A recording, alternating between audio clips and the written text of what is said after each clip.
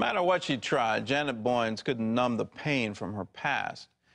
She turned to drugs and same-sex relationships.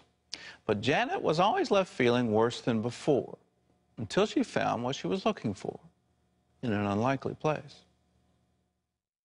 Janet Boynes grew up in a family of 7 kids by 4 different fathers.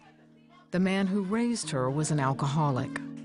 Everybody knew that the Boynes family always had the police outside. Janet's mother was abused as she grew up. I think what you have a tendency of doing is repeating what was done to you. I know she wanted the best for me, but the abuse was beyond measure. I can't remember till this day as a kid that my mother ever, hugged me or, told me that she loved me. The violence she experienced at home spilled over to fights at school. Janet developed a reputation as a bully and a tomboy.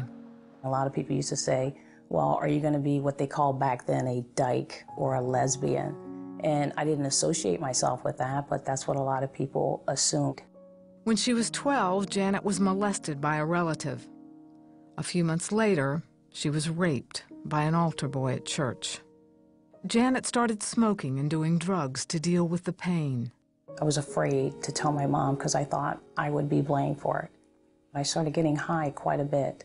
Even though I was a great basketball player, I got high and went to practice. Janet finished high school and went on to college. She still used drugs, but there were other problems. I was starting to become more attracted to women. So many men have hurt me that these women I thought were a lot more like me. Janet struggled to put those thoughts aside. She started attending a church and accepted Christ as her Savior. She got off drugs and started dating a man she met at church. When he asked her to marry him, everything seemed perfect. My family loved him, and they just thought that, we would make a great couple, and I was really excited about that. I was looking forward to marrying him. But because he was a professional bike racer, he did these things on the weekend where it left me pretty much by myself. Janet started spending a lot of time with a woman she met at work. She introduced me to her family, who are Christians. Her dad was a pastor of a small church in the St. Paul area, and met her mother, and it was late one night, and I stayed there, and we wind up sleeping together. Janet was confused and scared, so she went to her pastor for advice. He said 3 things to me.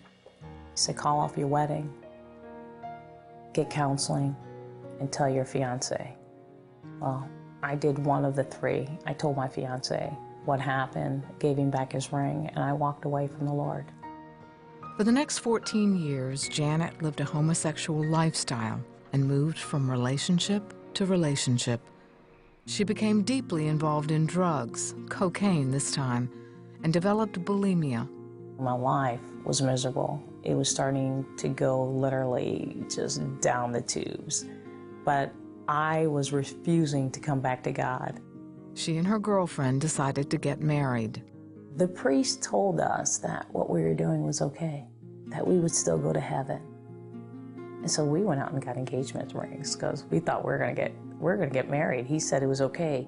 I wanted both. I wanted God, and I wanted to live a homosexual life. I wanted to find a way to have both. During that time, something strange happened. There was this church called Maple Grove Assemblies of God.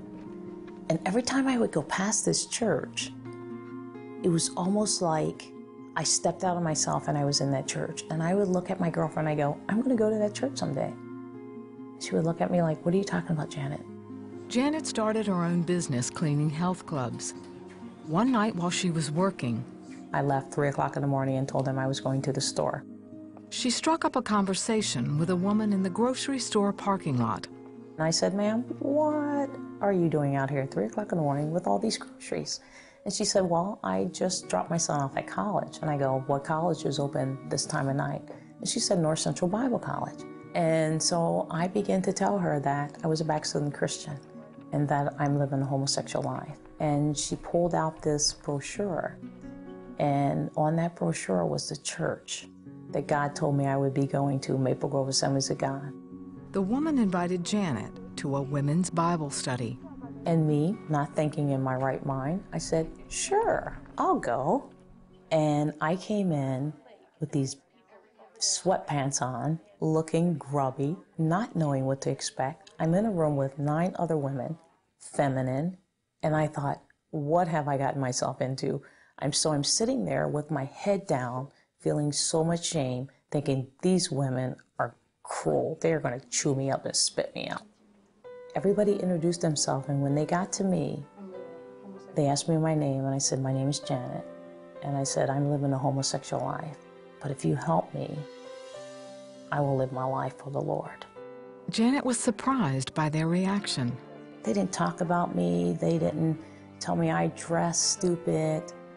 They allowed God to change me. They didn't try to change me. One of them came to me a few months later, and her husband were praying, and they felt in their heart that I was supposed to come and live with them. Well, I sold my home, asked my girlfriend to move. At the age of 40, I moved in with this Christian home for a year. And it was the most amazing thing to watch this family have something that I never experienced. And Janet's heart began to heal. God started putting great godly men in my life, men at church that would just come up and give me a hug. As I continue to be around people that love me and care about me, you know, God continues to heal me from the inside out. 10 years later, Janet is active in her church and ministering to others who want to leave the homosexual lifestyle. She wants them to know that healing is a process, but that they can experience complete freedom in Jesus Christ.